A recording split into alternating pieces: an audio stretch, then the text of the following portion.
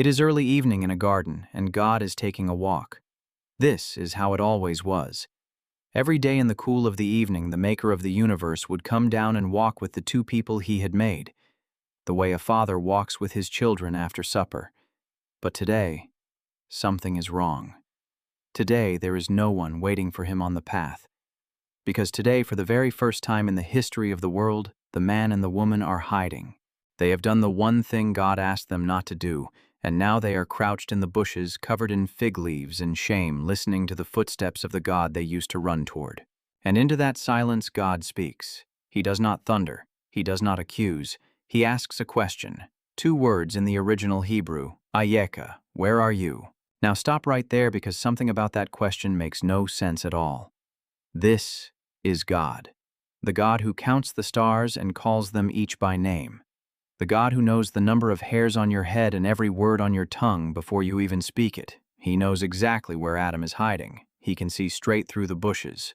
So why on earth would a God who knows everything ask a question he already knows the answer to? Hold that question in your mind, because it is the key to everything. And here is what almost nobody realizes. This "where are you" is the very first question God asks a human being in the entire Bible. The first words out of God's mouth after everything breaks are not a sentence, not a punishment, not a list of charges. They are a question, a searching, aching, wide-open question. Where are you? And there is something haunting hidden in that Hebrew word. The old Jewish teachers noticed that Ayeka, the word for "where are you," is spelled almost exactly like the word Aisha, the word that opens the book of Lamentations, the saddest book in the whole Bible. The sound a human being makes when their heart is breaking in two. So when God called, "Where are you?" into that garden, the very sound of the word carried the grief of a father who had just lost his children. Once you understand why God asked it and why he keeps on asking it, page after page, all the way to the end of the book, you are going to realize that this single question is the most important thing God ever says to you. Because it is still the question he is asking. Right now. Tonight. Of you. This is not a story about theology. This is not a story about an ancient garden. And this is not a story about people who lived long ago and have nothing to do with your life. This is the story of the one question God has been asking every human heart since the beginning of time, and the stunning way he finally answered it himself. You have to understand something about the questions God asks. God never asks a question because he needs the answer. He is not gathering information. He already knows. When God asks you a question, he is not trying to discover something. He does not know. He is trying to help you see something you have been refusing to look at. Think about it. When God called out, "Where are you?" he was not confused about Adam's location. He was giving Adam the chance to come out of the bushes on his own. He was inviting a hiding man to stop hiding. The question was not a trap. It was an open door. God could have reached down and dragged Adam out by force. Instead, he called gently into the dark, "Where are you?" And he waited to see if the man would come home. And notice he asked a second question. Right after. Who told you that you were naked?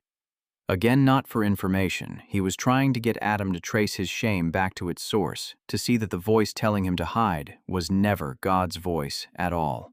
That is what the questions of God do. They are mirrors held up in love so that you will finally see yourself clearly. And they are invitations held wide open so that you will finally come out of hiding. And once you start watching for it, you see God do this again and again and again. Just one chapter later, it happens once more, and this time it is even sharper.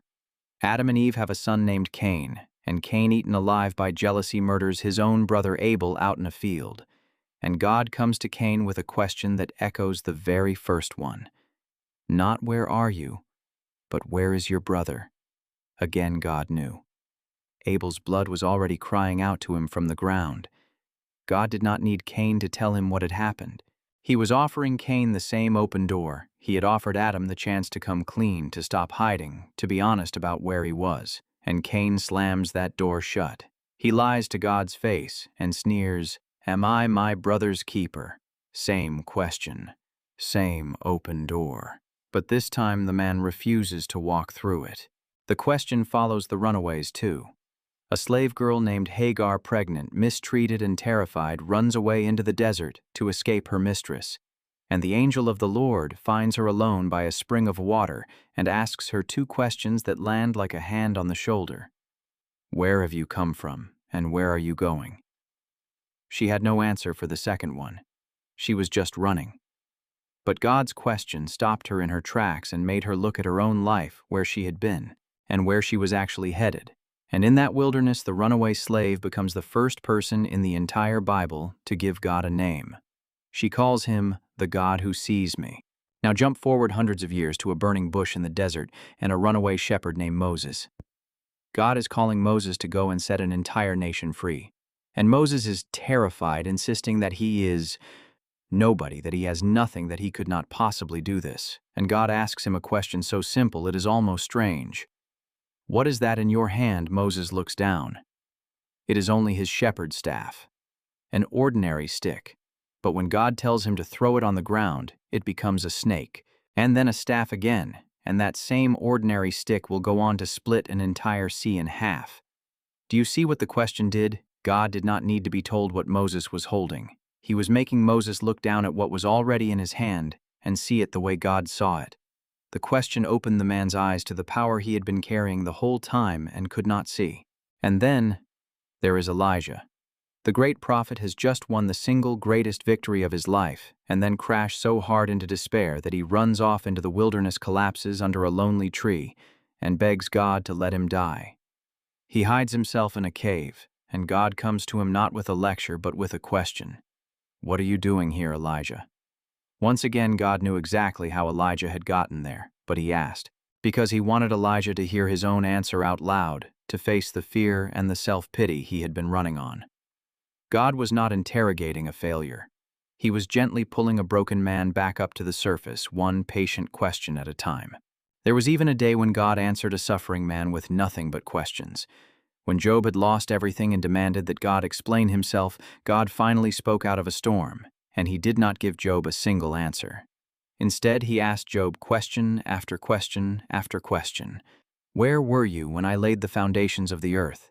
Have you ever commanded the morning to rise? Can you bind the stars in the sky? Dozens of them, one after another, and strangely, it was not answers that healed Job. It was the questions, because every single one of them reminded a broken man that the God who runs the whole universe had not forgotten him and was standing close enough to speak. And there was a day, the question turned into a calling. The prophet Isaiah had a vision of God high and lifted up on his throne.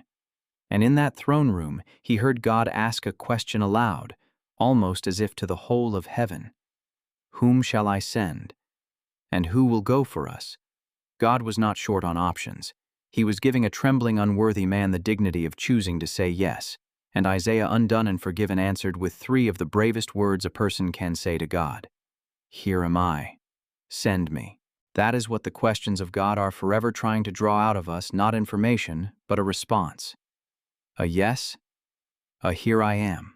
If this is opening your eyes to something you have never seen before, take 1 second and subscribe right now, because we are about to follow this question straight into the New Testament and watch the God who kept asking, "Where are you?" do something that no one ever saw coming. He is about to answer his own question in a way that will change how you see the entire Bible. Stay with me. When God finally put on flesh and walked among us as Jesus, he never once stopped asking questions. The Gospels record him asking more than 300 of them. He would almost always answer a question with a question of his own, because he was still doing the very same thing God had done in the garden, using questions to hold up mirrors and to open doors. He walked up to a man who had been paralyzed for 38 years, lying beside a pool, and asked him something that sounds almost cruel until you understand it. Do you want to get well? Of course, God knew the answer. But the man had been stuck for so long that he had stopped believing he could ever be free, and the question forced him to want it again. Jesus turned to his closest friends and asked them the question that every human being eventually has to answer. Who do you say I am? He was not taking a survey. He was pressing each of them to decide. And when a blind man named Bartimaeus was shouting for mercy on the side of a road, Jesus stopped, called him over, and asked him something that seems almost obvious. "What do you want me to do for you?" The man was blind. Was it not clear what he wanted? But Jesus never forced his help on anyone. He asked because he wanted the man to name his own longing out loud, to ask to hope again. God will not break down the door of your heart. He knocks, he asks. And then comes the most tender question in the whole Bible. After Peter had denied even knowing Jesus 3 separate times, cursing, swearing that he had never met the man, the risen Jesus finds him again on a beach at dawn. And he does not shame him. He asks him a question 3 times, once for each denial. "Simon, do you love me?" And there is something beautiful buried in the original Greek here. The first 2 times Jesus uses the word agape, the highest total self-giving kind of love. And Peter, humbled to the dust by his failure, can only answer with a smaller word: phileo, the love of a friend, all that he feels he has the right to promise after how badly he broke. And so by the 3rd time, Jesus lowers his question all the way down to meet Peter exactly where he is, and asks it using Peter's own smaller word. God met a shattered man at the precise level he could manage, and with a question, he asked him all the way back to life. Even in the garden of the resurrection, the questions keep coming. Mary Magdalene stands weeping just outside the empty tomb, certain that grave robbers have stolen the body of her Lord. And a man she assumes is only the gardener speaks to her. "Woman, why are you crying? Who is it you are looking for?" It is Jesus himself alive. And notice where this is happening. In a garden. The Bible's whole story of God and people had begun in a garden with a question: "Where are you?" And now, at the resurrection, it circles all the way back to a garden. And another question: who are you looking for? The entire story rhymes. So, now at last we can answer the mystery we started with. Why would an all-knowing God ask questions he already knew the answers to? Because his questions were never about getting information. They were never traps. They were never accusations. They were always only about you. Every "where are you?" Every "what are you doing here?" Every "do you love me?" was God refusing to give up on a people who were determined to hide from him. It was love itself disguised as a question, knocking patiently on a locked door. But here's the part that will undo you. God did not just keep asking, "Where are you?" forever from a safe distance. In the end, he answered his own question. For thousands of years, God stood in the garden of this broken world and called out, "Where are you?" And humanity just kept on hiding. So God did the unthinkable. He came looking. He stepped down out of heaven, was born as a baby in a manger, and was given a name that answers the entire question. Emmanuel, which means God with us. Do you hear it? The God who once asked, "Where are you?" became the God who is with us. He stopped calling from a distance, and he came all the way into the bushes where we were hiding. And on a cross, he took the very shame we were hiding under onto himself, so that we would never have to hide from him again. The very first question in the Bible was God asking where we are. And the entire rest of the Bible is God coming to where we are. That is the whole story from the first page to the last. More than 1,500 years ago, a restless man named Augustine, who had spent years running from God through every pleasure and distraction he could get his hands on, finally stopped running long enough to write one of the most famous sentences ever written. "You have made us for yourself," he said to God, "and our hearts are restless until they find their rest in you." That is the ache underneath the entire human race, and you have felt it. That low, background restlessness that no amount of success or noise or scrolling has ever quite been able to silence. That feeling late at night that something is missing and you cannot even name what it is. The Bible would tell you that the restlessness is the echo of a question. It is God still walking through the garden of your life, still calling out into the places where you hide, still asking the oldest question in the world: "Where are you?" And he is not asking it to punish you. He is asking because he wants you found. He is asking the way a father asks in a crowded store the moment he loses sight of his child, not in anger, but with a love that will not stop searching until you are back in his arms. So, let us bring it home with 3 things to carry out of here with you. First, the questions of God are never for his benefit. They are always for yours. He does not ask because he does not know. He asks because he wants you to know, to see yourself honestly, and to finally stop hiding. Every question God asks in the Bible is a mirror and an open door at the very same time. Second, The first question he ever asked is the exact one he is still asking you today. Where are you? Not your address, not your location, but the real question buried underneath it. Where are you really in your heart, in your walk with him, in all your running and your hiding? He already knows. He is asking so that you will finally tell the truth and come home. And third, this is the one to hold on to tonight. You do not have to find your own way back to God in the dark, because the God who asked, "Where are you?" did not just stay on the path and wait. He came looking for you. He became God with us. He walked straight into the exact mess you have been hiding in, and he is standing there right now in the middle of it with his hand held out to you. The question was never a trap. It was always an invitation home. So tell me down in the comments, when was the last time you heard God gently ask you, "Where are you and where were you when he did let me know below?" I want to hear your story. Somewhere in the cool of the evening, God is still walking through the garden, still calling the oldest question in the world out into the quiet.